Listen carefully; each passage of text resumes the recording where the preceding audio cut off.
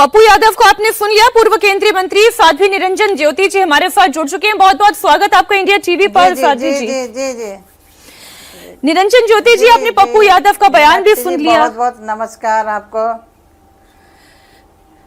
पप्पू यादव का बयान आपने सुना, आपने वो प्रदर्शन भी देखा जो पप्पू यादव की तरफ से किया गया। ये क्या मैसेज देने की कोशिश हो रही है? पहली नजर में आपको इस तस्वीर को देखकर क्या लगा? मैं बहुत विनम्रता से आग्रह करना चाहती हूँ, संत परंपरा पर कुठाराघात मत करो। ये शंकराचार्य की परंपरा है, निम्बारकाचार्य जी की परंपरा है, रामानुजाचार्य की परंपरा है। मैं इतने कहना चाहती हूँ, गुरु रामदास जी की परंपरा है। संतों की परंपरा के ऊपर आघात मत करो। राजनीतिक स्तर इतना मत गिराओ कि हमारे सनातन की परंपरा पर कुठाराघात करो। मैं विनम्रता पूर्वक आग्रह करना चाहती हूँ, आंदोलन करिए, मांग करिए, लेकिन कभी कभी दृष्टि खोल करके देखिए। यदि लोगों ने आस्था से समर्पित किया है तो अब अयोध्या के अंदर भव्य और दिव्य मंदिर भी दिखाई पड़ रहा है। कुछ गलतियां हुई हैं जिन पर सरकार ने कठोर कार्रवाई की है, लेकिन इस तरह से लोकतंत्र की हत्या करना, मुझे लग रहा है किसी एंगल से शायद डॉक्टर भीमराव अंबेडकर होते तो भी इनको कोसते कि इस तरह के संविधान को लेकर के इस तरह से आस्था पर चोट पहुंचाना, मुझे लग रहा है कहीं किसी कोने से भी अच्छा नहीं है। और मैं आग्रह पूर्वक कहना चाहती हूँ, एक आयोग की अध्यक्ष होने के नाते आग्रह करना चाहती हूँ कि विरोध करो। प्रजातांत्रिक देश में विरोध करने का अधिकार है, लेकिन संत का अपमान मत करो, क्योंकि संत होना और संत बनना दोनों में बहुत बड़ा अंतर है। संत वो होता है जो अपने आप के तपाता है। मुझे याद है कि मैं 45 साल से साधु वेश में हूँ, संत हूँ, गुरु परंपरा से दीक्षित हूँ, लेकिन जब इस तरह से कोई हरकत करता है तो आहत पहुँचती है, ठेस पहुँचती है। मैं पप्पू जी को सुन रही थी, मैं पप्पू जी का व्यक्तिगत बहुत अच्छा सम्मान भी करती थी, लेकिन कहीं ना कहीं ये राहुल गांधी की कठपुतली बन करके जिस तरह से, उनको तो सम्मान करना नहीं है। जब इलेक्शन आता है तो कुर्ते के ऊपर जनेऊ पहनने वाले लोग हैं, चंदन लगाने वाले लोग हैं, टोपी पहनने वाले लोग, लेकिन एक ही धर्म क्यों बचा है जिसको तुम धज्जियां उड़ा रहे हो?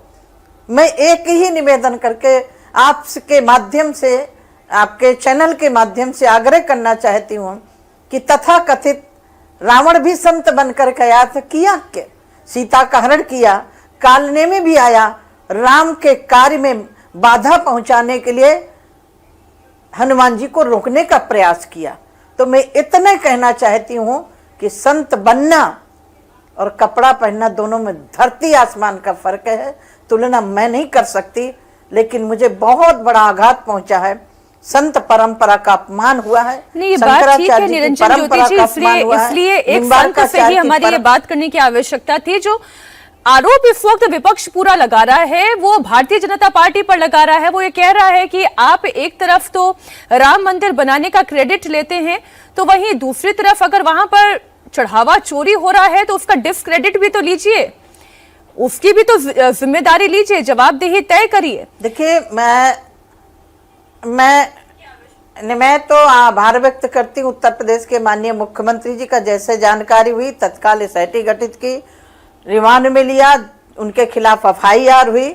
मुझे ऐसा महसूस हो रहा है कि कम से कम विपक्ष को धैर्य रख के इस विषय पर चिंतन करना चाहिए।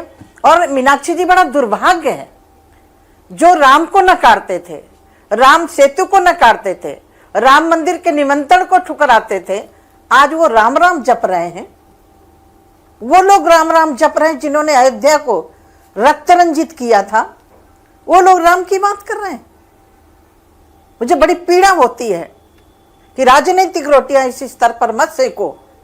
जहां हुआ है, घटना हुई है, गड़बड़ हुआ है, सरकार काम कर रही है। लेकिन साध्वी जी, आपको क्या लगता है कि पप्पू यादव, वैसे भी तो प्रदर्शन चल ही रहा था, इतने दिनों से समाजवादी पार्टी कर ही रही थी, पप्पू यादव ने ये संत का भेष, ये भगवा क्यों धारण किया? आपको क्या लगता है, क्या कारण है इसके पीछे?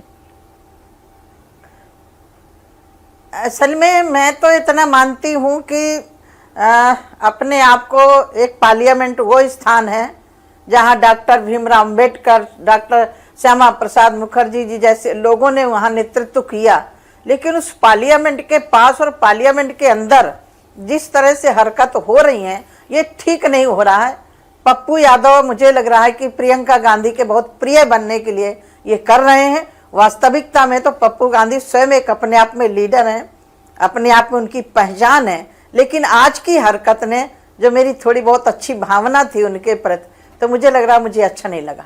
अगर आप कह रही हैं कि राहुल गांधी और प्रियंका गांधी की कठपुतली बनकर वो ये काम कर रहे हैं, तो इसका मतलब ये है कि राहुल गांधी और प्रियंका गांधी की आस्था पर आप सवाल उठा रही हैं कि सनातन के प्रति या साधु संतों के प्रति उनकी आस्था नहीं है, इसलिए उन्होंने साधु के भेष को धारण करवा के यहाँ पर ये पूरा ड्रामा रचा है।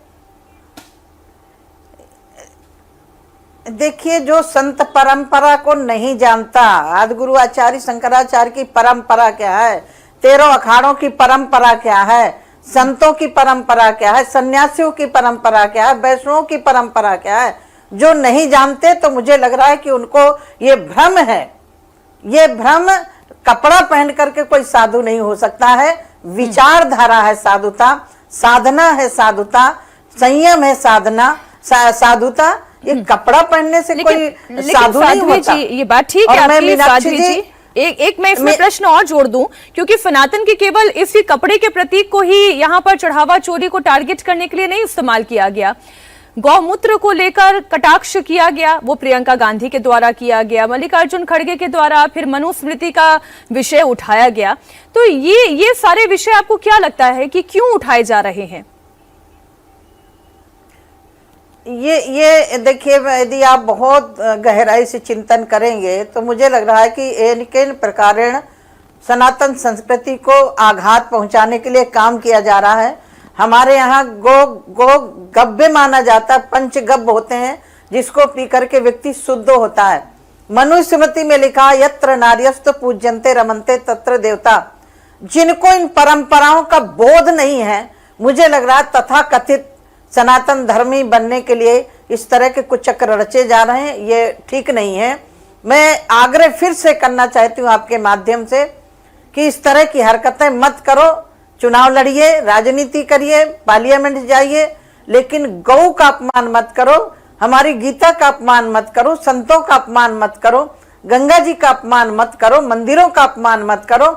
एक तालाब में कोई मछली मरती है तो पूरा तालाब गंदा नहीं होता, लेकिन इस तरह से बयानबाजी करना, मैं कल सुन रही थी पार्लियामेंट का गौमूत्र लेकर के, मनुस्मृति को लेकर के, और आज एक बड़ी विडंबना हुई कि जो पार्लियामेंट में जिस शब्दों का प्रयोग हो रहा है ये कहीं तक उचित नहीं है। आप उन शब्दों की बात कर रही हैं जो राहुल गांधी ने इस्तेमाल किए? यस, ये राहुल गांधी मुझे लग रहा है कि कम से कम उनको अपनी दादी का इतिहास याद रखना चाहिए। जब विदेश में आवश्यकता पड़ी भारत से नेतृत्व करने के लिए, तो अटल जी को अटल जी को भेजा था माननीय श्रीमती सोनिया इंदिरा गांधी जी ने। तो कम से कम इतना तो ध्यान रखना चाहिए, अपने पूर्वजों को पढ़ना चाहिए, अपने पूर्वजों ने क्या किया उसको पढ़ना चाहिए। और शायद मुझे लग रहा है कि राहुल गांधी ये इतिहास पढ़े होते तो ये भी याद रखना चाहिए, उन्हीं के समय इस देश के अंदर सिखों को भट्टियों में जलाया गया था, इन्हीं के कार्यकाल में, इन्हीं की सरकारों के समय पर मीसा लगाया गया था, इमरजेंसी लगाई गई थी। तो मुझे लग रहा है कि ये पुराना इतिहास भी तत्कालीन आज के समय में दोहराने की आवश्यकता है। मैं इतना मानती हूं कि गलती हुई है, कहीं भी हुई है, तो उसका सुधारने के लिए मौका भी मिलना चाहिए, और सरकार ने उसको बहुत कठोरता से पालन किया है। माननीय शिक्षा मंत्री ने अपनी नैतिकता के आधार पर त्यागपत्र भी दिया, और मैं सुन रही थी जिस तरह से नए शिक्षा मंत्री हैं उनके ऊपर प्रियंका गांधी ने कटाक्ष किया, तो ये अभी उचित नहीं है। बहुत शुक्रिया साध्वी निरंजन ज्योति जी, इंडिया टीवी को समय देने के लिए, इस पूरी चर्चा में शामिल होने के लिए। धन्यवाद मीनाक्षी जी, धन्यवाद।